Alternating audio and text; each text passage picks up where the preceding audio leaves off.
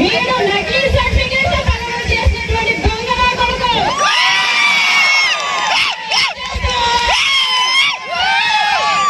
వినాలి మీరేం చేస్తా ఉన్నాడంటే మొన్న ఏజెన్సీ ప్రాంతంలో ఉన్నటువంటి ట్రైబల్ మహిళలు టార్గెట్ చేస్తా ఉన్నాడు. టార్గెట్ చేసి వాళ్ళ భర్తలకు పిల్లలకు కుటుంబానికి దూరం చేసి రెండో పెళ్లిలు చేసుకుని పదవి ఆశలు చూపించి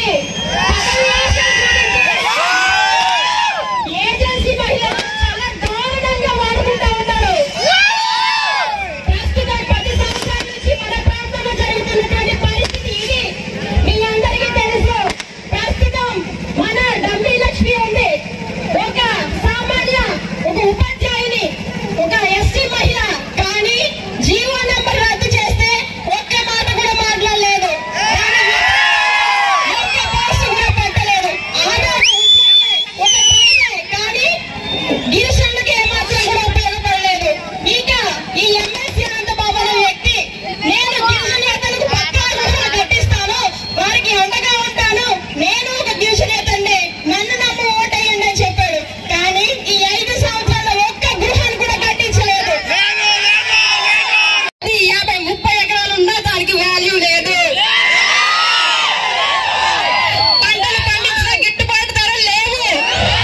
మనల్ని పట్టించుకునే నాదుడే లేడు. కానీ కొత్తగా ల్యాండ్ టైటిలింగ్ యాక్ట్ అని పెట్టారు. ఏం చేశారు?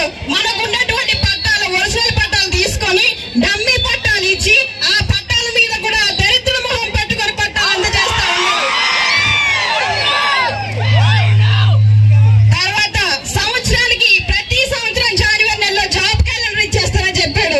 5 సంవత్సరాలు ఒక్క సంవత్సరం ఇచ్చాడా? యువతను మోసం చేశాడు. ఉద్యోగ అవకాశాలు అనేవి లేవు. చదువుకున్న నిరుద్యోగులు చేసి వారికి కూలి పనికే వారిని కూలి పని చేసుకునే వాళ్ళగా చేసేసాడు. యువత పాడైపోవడానికి ప్రధాన కారణం ఈ జగన్మోహన్ రెడ్డి. ఎలా అంటే డ్రగ్స్, మైనింగ్, మాఫియా, ఇలా మన రాష్ట్రాన్ని నానా రకాలుగా దోచుకుంటా ఉన్నాడు. రాష్ట్రంలో ఈ జగన్మోహన్ రెడ్డి అంటే మన ప్రాంతంలో ఈ ఎమ్మెల్సీ అనంతబాబు ఒక సామాన్య మహిళకి ఇచ్చాడు. ఈ మహిళ అమ్మో ఈ ప్రాంతంలో గెలిచేస్తారేమో అనే భయానికి ఒక పూట కప్పులు చెప్తా ఉన్నాడు. ఈ అమ్మాయి ట్రైబల్ నాన్ ట్రైబల్ కి వ్యతిరేకమంట అని చెప్తా ఉన్నాడు. నేను ఉన్నటువంటి కిండ్రా పంచాయతీలో కేవలం నాన్ ట్రైబ్సే ఉన్నారు. మా మామగారు మా అత్త మామలు 10 సంవత్సరాలు బీసీలు నాన్ ట్రైబల్స్ వాళ్ళ యొక్క ఆదరణతోనే 10 సంవత్సరాలు సర్పంచ్గా గెలిచారు. ఎలా అంటే మా మామగారు ఒక పేరుంది, రాజమండ్రిలో బీసీల సర్పంచ్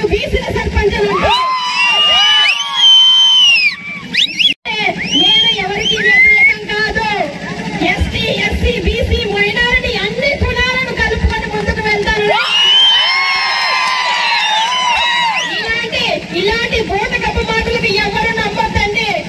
అంతేకాదు పోలవరం మనకి 7 మండలాలు ఉన్నటువంటి సమస్యలు ఒకటైతే పైన 4 మండలాల సమస్యలు చాలా వేరు. పోలవరం ఉంది అక్కడ, పోలవరం అనేది పూర్తి చేయలేదు. ప్రతిసారి వరదలు రావడం, ప్రాంతం మునిగిపోవడం, వాళ్ళు కొండలు పట్టుకోవడం, మళ్ళీ సంపాదించిన డబ్బంటే మళ్ళీ ఆ ఇల్లు కట్టుకోవడం, పంట పోయిన దాన్ని మళ్ళీ బాగు చేసుకోవడం, ఇదే పరిస్థితి. కానీ వాళ్ళని పట్టించుకునే